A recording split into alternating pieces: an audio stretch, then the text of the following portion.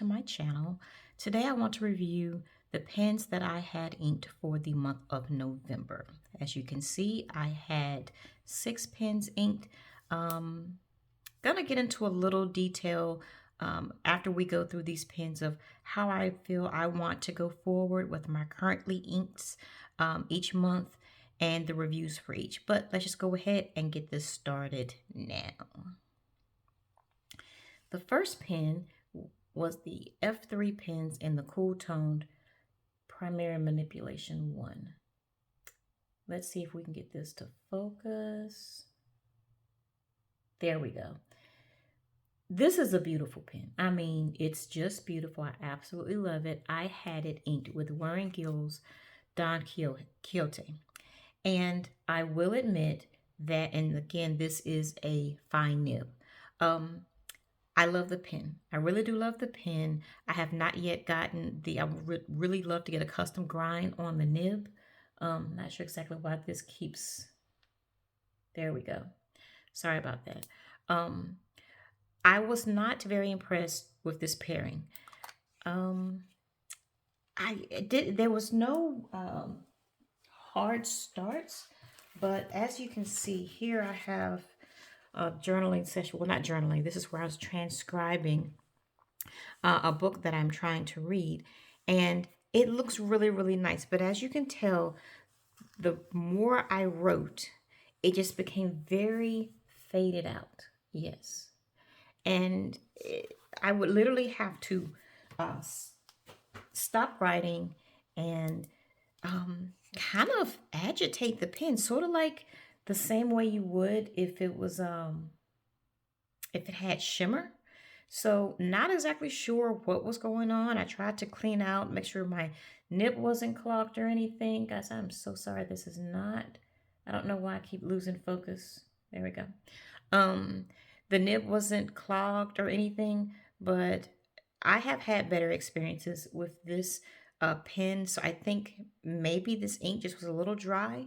I have found Wearing Gill inks to be somewhat dry, so I'm thinking maybe that could have been the case. So I do keep a spreadsheet of my pairings, and I kind of put this as a probably will not pair again.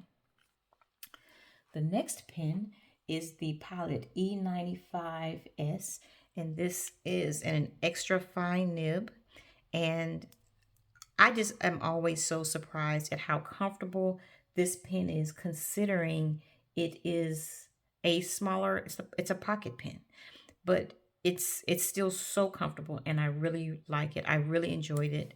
I enjoyed the writing experience with it. I had this inked with Pilot Roshizuku Kirisami, and it was just a dream. I absolutely loved it. It was smooth. It wrote like butter, but that's how all of my nice pilots are. So definitely have this listed to pair again. Next, we have the Pilot Vanishing Point with a medium nib, fine nib. When I first inked it, that I did have a medium nib in it, and I had since purchased the fine and replaced it. I was just not really feeling the medium nib, and when the fine did come in and I started to write with it, and I'm like, okay, this is smooth, it's buttery. I absolutely loved it. I can just stare at this pen all day. Absolutely love it, love it, love it, love it. I do not have anything bad to say about this pen. I really do not. So the look of it, the feel of it, it was comfortable in hand. My writing sessions were great. I had it inked with Pilot Roshizuku. Let's see here.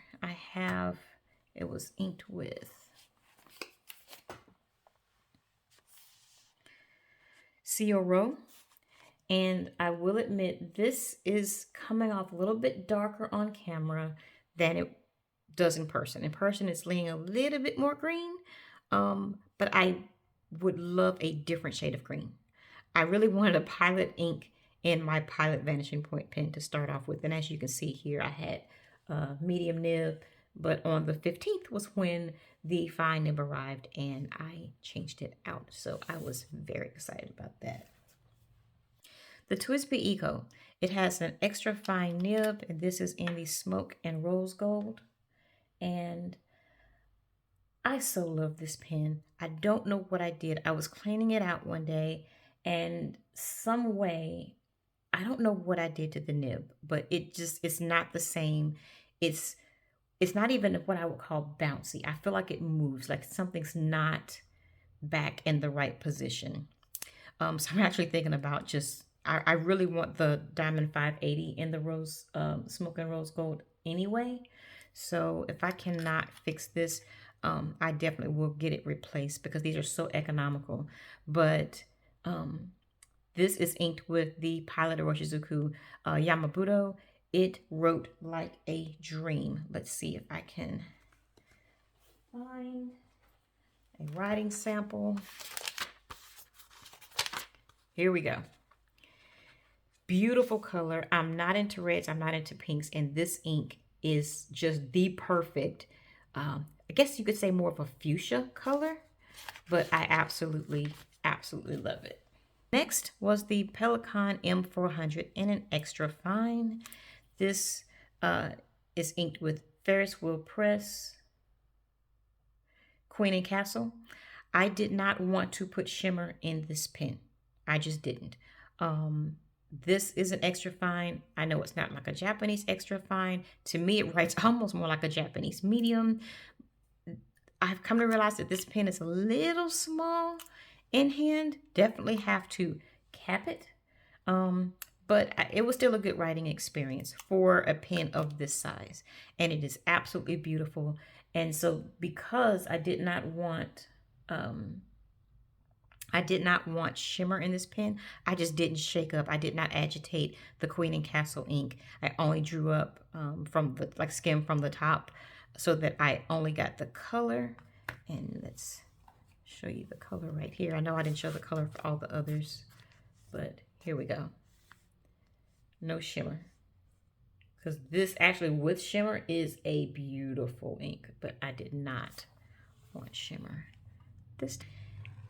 And lastly is the Edison Pen Company in the Brockton model. This is a fine nib. I had it kind of ground to a wet fine. At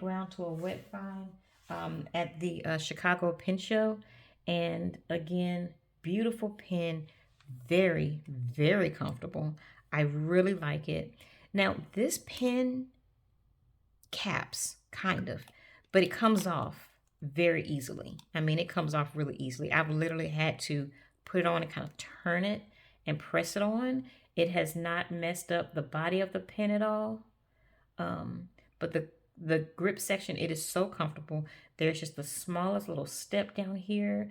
The ribs from the where you screw on the cap. And I keep saying I am able to cap my pens. Guys, I know that I should be saying posted, but capped just keeps coming out of my mouth. So trust, I do know that this is considered posted and this is considered capped. So just forgive me. It just comes out. But this was a really wonderful writing experience. And I had this inked with Ackerman SBRE Brown. And it is, I'm going to show you what this looked like. Let's see if I can find this one. Is this? Nope. Here we go. Beautiful. I mean, it wrote so smooth. I love this ink. It had really nice shading. I had no hard stops with this pen. I really, really need to get another one. But when I saw this at the pen show, I could not. I left it and continued on. I was like, you know what? If it's meant to be for me, it will still be there. And doggone it, if it was not still there. So I absolutely was like, I have to leave with this pen. It is gorgeous. It's kind of small, and I was a little concerned about the size. But you know, once I had it in, you have it in hand, it's not back heavy. So the writing experience was really, really nice. So I really did enjoy it. So those were the pens that I had inked initially for the month of November. Now to my concerns. I am finding myself inking so many more pens than what I start the month out with, which is good, which is fine. But it seems a little disingenuous in my mind to say, oh, this is my currently inked. When by the end of the month, I really could probably add about another, I don't know, 5 more pens to the list. But I never did an initial assessment of the pens, so I don't include them in the video. But I'm thinking that I may go ahead and do that next time and just say, hey, this is my currently inked, and this is my added to currently inked, or maybe this is just what I'm reaching for this month. Because I'm finding that I don't want to limit myself to 6 pens for the month.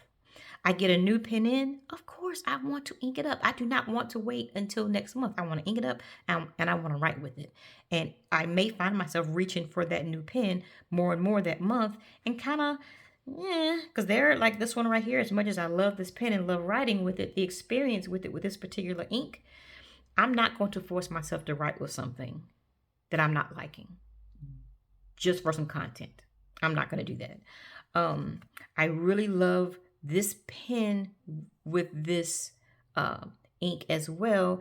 If it wasn't for whatever I did to the nib, it made me, I was a little concerned about whatever I did to it. But this Eco with this ink is just, oh gosh, it's just gorgeous. So yeah, I'm not exactly sure if my format's going to change, exactly how I'm going to do it, but definitely will keep you posted. And just my main motto is this community is to do what makes you happy. I enjoy anything analog. I enjoy stationery, pens, journals, journal covers. I have so many leather ones. I have not just fountain pens. I have ballpoint pens. I have gel pens. Specifically for work, I don't even use my fountain pens because I'm not going through capping and recapping all day, and then because for fear of my nib drying out. So I just stick to my gel pens during the day when I'm working, and these are pretty much for journaling and things like that when I can actually take my time and appreciate and enjoy it. But what's the point if I'm like, oh gosh, I have a new pen, but it's not, I shouldn't, I'm limiting myself to these so that I can focus on these. I can still focus on these and enjoy some other pens as well. So I'm just throwing that out there because come December, I may do a currently inked, and it may be this is what I'm reaching for at the moment.